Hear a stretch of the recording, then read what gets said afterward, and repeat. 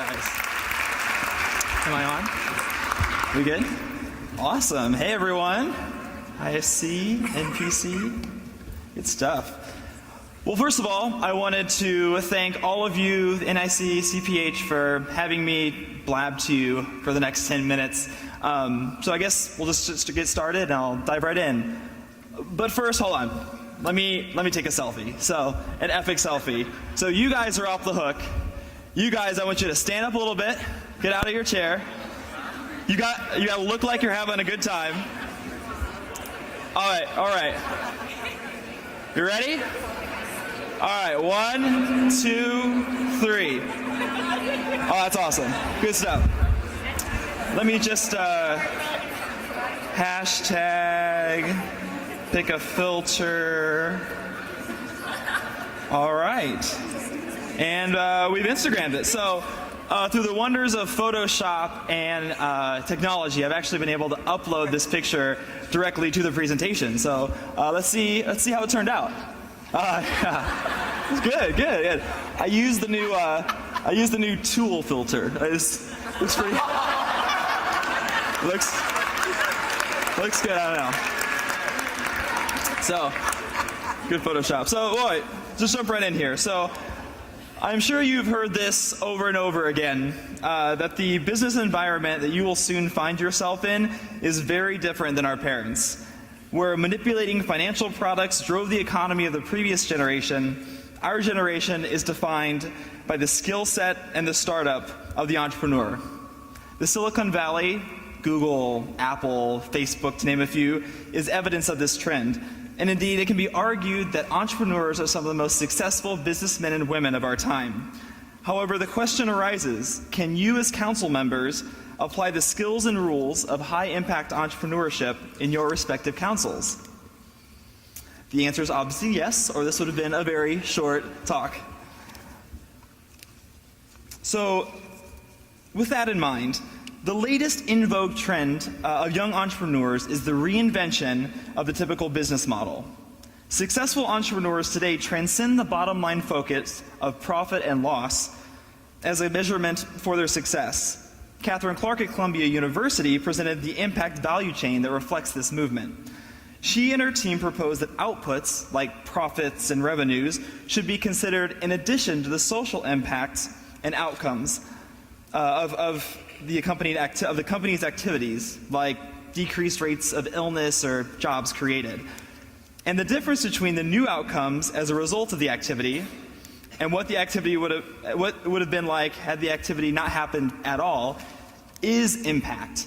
Companies are now focusing on the high impact, social, and softer implications of their activities.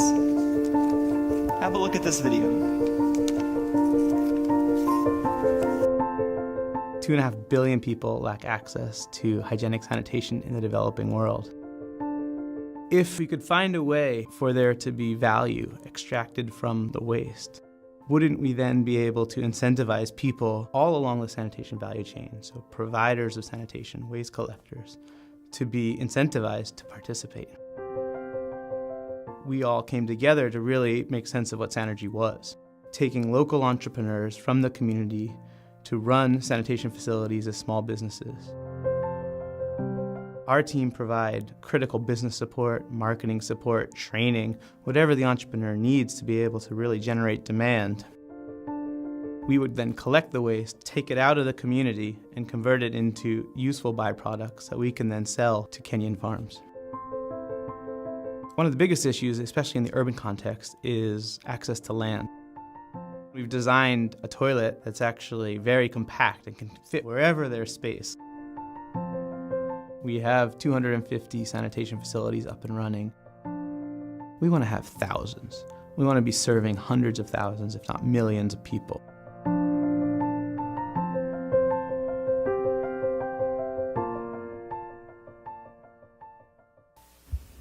So if you didn't catch that, Sanergy has a really incredible business model. The company builds these urban toilets, and microloans fund local entrepreneurs who eventually pay them back for the cost of the toilet as people use them. Sanergy then collects the waste and turns it into energy and fertilizer, selling the energy to grids and the fertilizer to local farmers.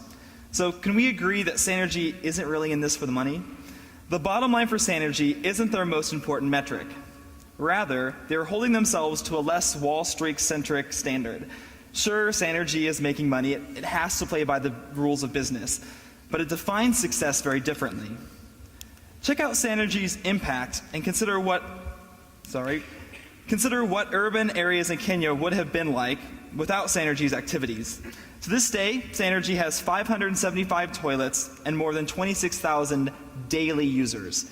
The company has collected more than 3,700 metric tons of waste and created more than 600 jobs, all in tandem with making a modest profit, feeding right back into their business model to make more urban toilets.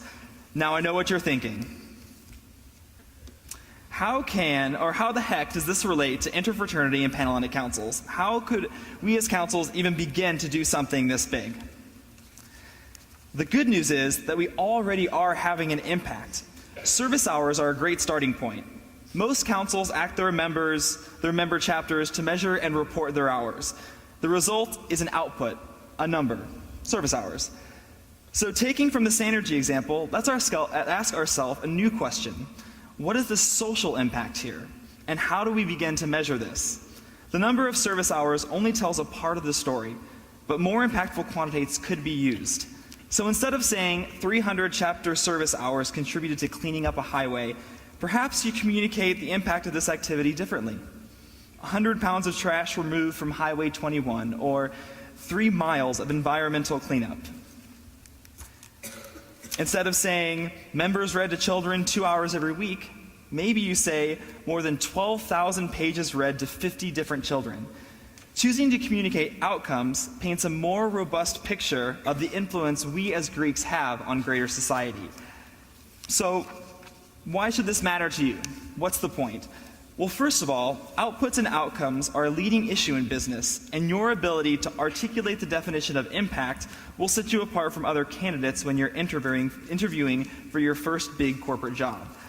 Second, as council members, it starts an interesting dialogue about how we evaluate member fraternity and sorority affiliates.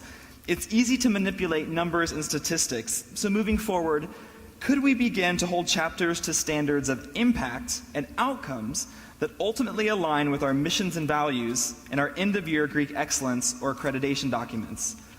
Third, and looking at the bigger picture, there has never been a time where the Greek experience has been more vulnerable, a time where we've had to fight in order to prove not only our relevance, but also that the value we bring to educational institutions exceeds the risk premium of our very existence.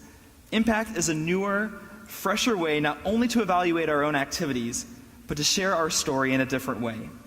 In a few words, we have to reinvent and refresh our business models and the way data is used to tell the story in order to support the participation of Greek communities at academic institutions. So to conclude, I challenge you all as Greek stewards of the community to change and shape the way you communicate your impact and show value in a business environment that requires something more and something different. And if you're not inspired by the opportunity to challenge the way your community thinks and communicates impact, here are some adorable pictures of encouraging kittens doing adorable things. Aw, you can say it. Above all, please remember that I'm just a bro. I was called up here to provide a different perspective and challenge you to better connect your Greek experience with the near inevitability of a life in business. So please take this presentation with a grain of salt. And please feel free to connect with me via email or LinkedIn and let me know how I can be a further resource to you.